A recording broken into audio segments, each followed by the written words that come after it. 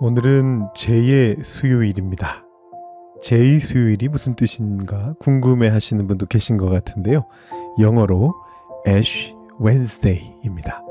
불에 탄 바로 그 재를 말하는 것이죠. 구약 성경에 기록된 것처럼 이마에 재를 바르고 회개하던 그 전통에서 나온 표현입니다. 사순절은 이렇게 회개와 함께 시작이 됩니다.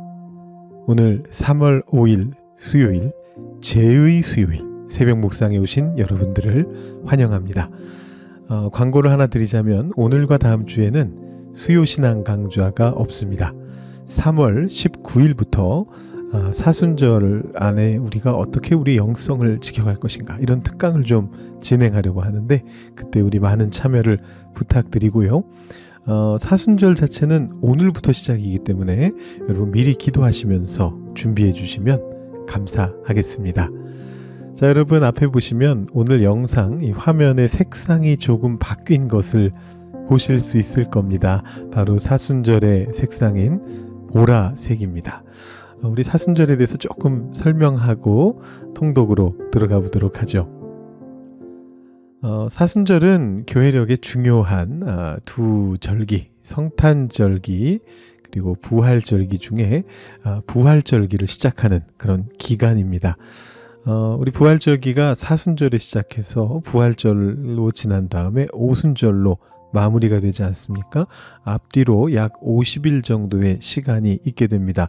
왜냐하면 사순절은 주일을 제외하고 숫자를 세기 때문에 실질적으로 사순절이 40일이 아니고 약 47일 정도가 됩니다.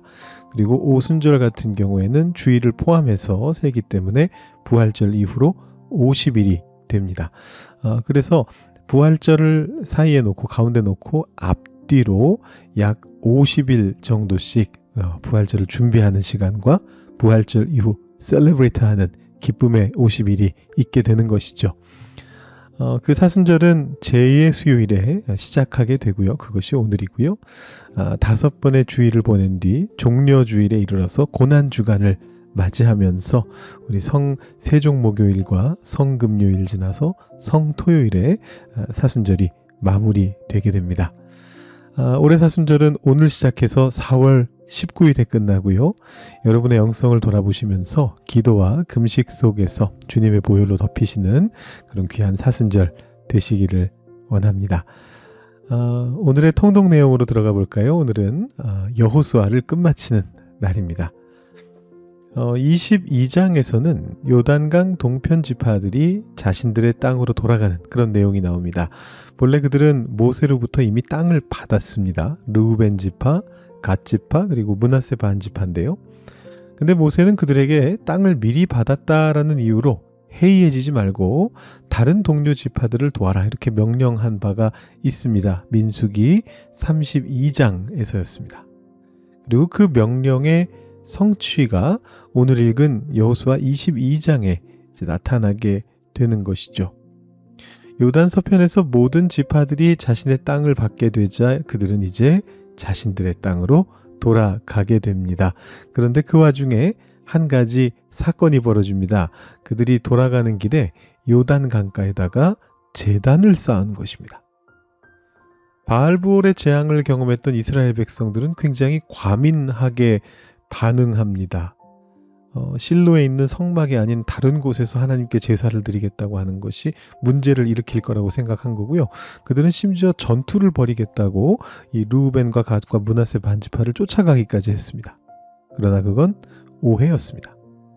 요단 동편의 이 그룹들은 자신들이 요단강 건너에 있지만 여전히 요단 서편의 지파들과 연결되어 있다는 것을 증명하기를 원했습니다. 그래서 여호와의 제단 모형을 세우고 한 하나님을 섬긴다라는 것을 후대에까지 분명히 보여주겠다라는 선한 의도로 그 일을 행한 것이었습니다. 서로 마음을 터놓고 이야기한 결과 오해가 풀리자 그들 사이는 더욱 돈독하게 되었고 하나님을 믿는 신앙 또한 더욱 확고해졌습니다. 오늘 이따 제가 여러분들께 들려드릴 묵상은 이 주제는 아닙니다만 여러분들께서 이 말씀과 주제를 가지고 묵상해 보시는 것도 좋겠다라는 그런 생각도 듭니다. 23장과 24장은 이제 본격적으로 여호수아의 죽음을 준비하는 그런 내용인데요. 이미 여러 번 말씀드렸듯이 고대 사회의 유명한 인물들은 죽기 전에 유언을 남기는 것이 관례처럼 그렇게 되어 있었습니다. 야곱도 모세도 유언을 남겼는데 여기서 여호수아도 유언을 남깁니다. 23장은 보통 여호수아의 고별 설교로 간주되고요. 24장 역시 여호수아의 마지막 말입니다만 끊어지기도 하거니와 그 특성을 고려해서 세겜 언약이다라는 다른 표현으로 보통 부르게 됩니다. 23장이 이제 상대적으로 소수가 되는 장로들과 관리들만 불러놓고 행한 유언이라면 24장은 백성들을 다 불러놓고서 행한 일종의 언약갱신의 예식이라고 그렇게 볼 수가 있습니다. 여호수아는 반복해서 백성들에게 여호와만 섬기라 라고 명하면서 의도적으로 도전을 합니다. 만약에 그럴 마음이 없다면 섬길 신을 선택하라 이렇게 도전하는데 백성들은 그러한 여호수아의 도전이 있을 때마다 우리는 다른 신을 섬기지 않고 여호와 하나님만 섬기겠노라 그렇게 응답을 합니다. 그렇게 여호수아의 죽음을 앞두고 다음 세대로 언약이 갱신되고 오경의 모든 내용이 정리되고 성취되고 마무리되는 것을 경험하면서 여호수아서가 끝이 납니다. 오늘 묵상할 본문은 바로 그 맨 마지막 본문입니다. 29절부터 32절까지의 말씀을 제가 봉독해 드립니다. 이 일 후에 여호와의 종 눈의 아들 여호수아가 110세의 죽음에 그들이 그를 그의 기업의 경내 딥낫세라에 장사하였으니 딥낫세라는 에브라임 산지 가하스산 북쪽이었더라. 이스라엘이 여호수아가 사는 날 동안과 여호수아 뒤에 생존한 장로들 곧 여호와께서 이스라엘을 위하여 행하신 모든 일을 아는 자들이 사는 날 동안 여호와를 섬겼더라. 또 이스라엘 자손이 애굽에서 가져온 요셉의 뼈를 세겜에 장사하였으니 이곳은 야곱이 베크시타를 주고 세겜의 아버지 하몰의 자손들에게서 산 밭이라.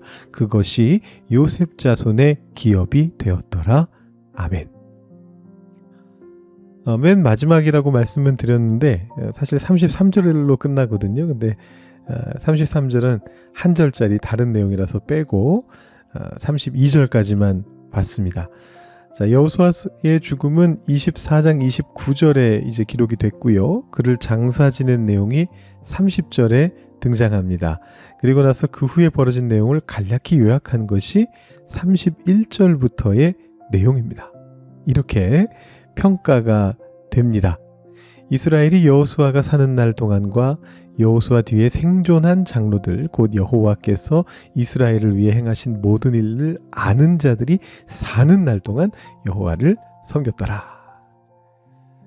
자, 이 말씀은 두 가지 의미를 우리에게 전달하고 있습니다. 첫 번째 의미는 여호수아가 살아있는 동안 이스라엘 백성들이 하나님을 잘 섬겼다는 것입니다.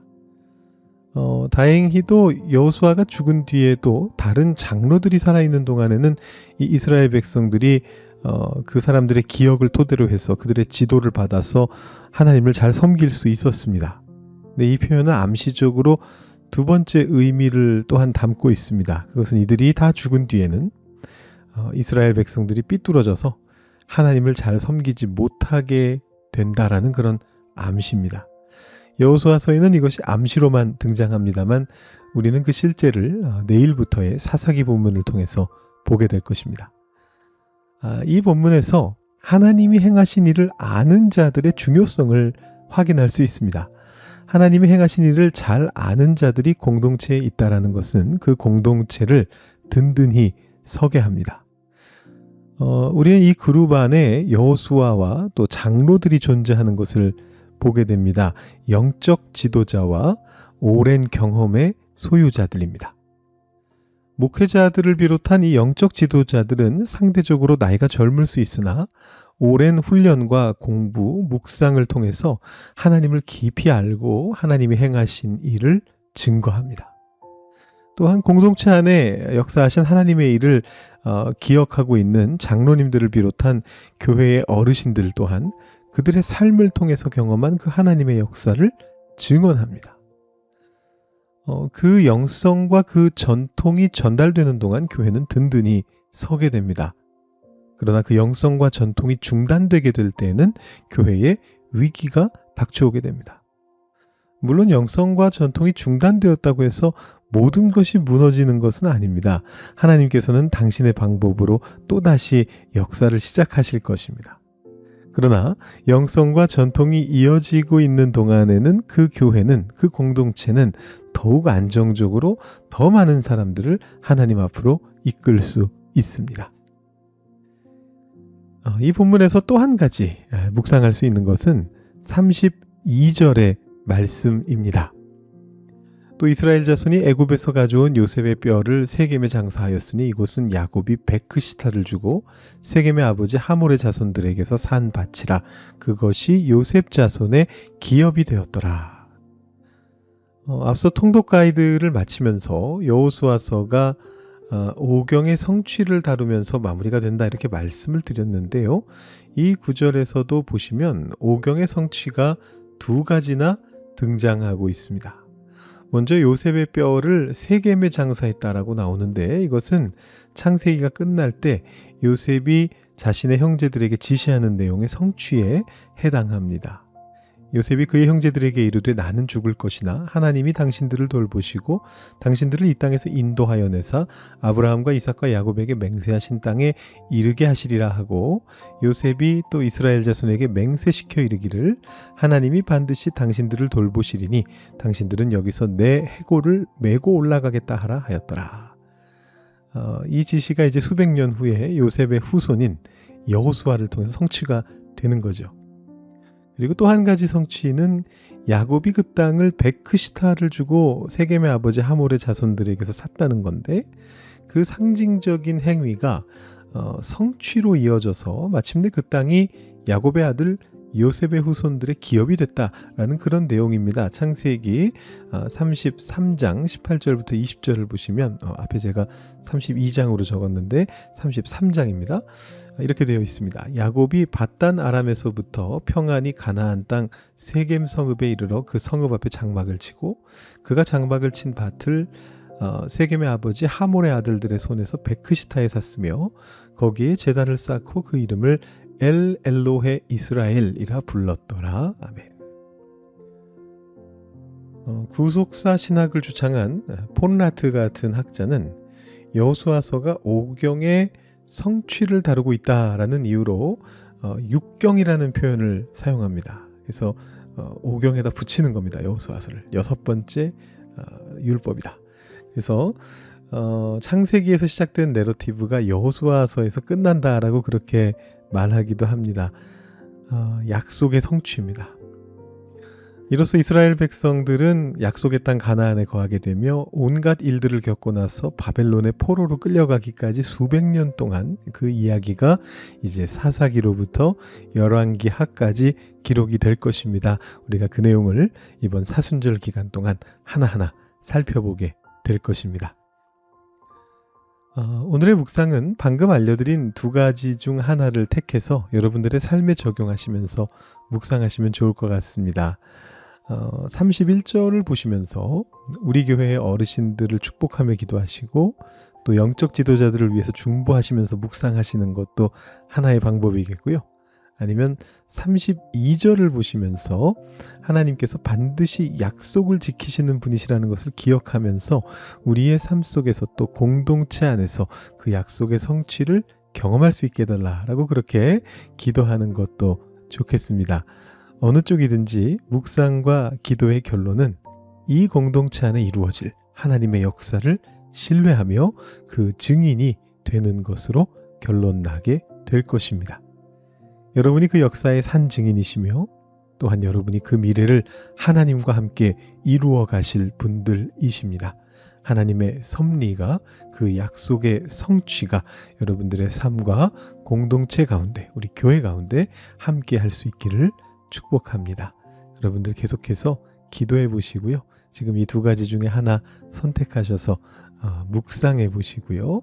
또 아니면은 아까 통독 가이드에서 말씀드렸던 것처럼 서로 마음을 터놓고 이야기하면서 오해가 풀리고 사이가 돈독해지고 신앙 또한 확고해지는 어떤 그런 모습을 묵상해 보셔도 좋을 것 같고, 어떤 묵상이시든지 괜찮으니까 오늘 통독하신 말씀 중에서 한 구절을 택하셔서 묵상해 보시고 기도해 보시고 오늘 새벽 묵상 마무리하시기를 바랍니다. 기도하겠습니다.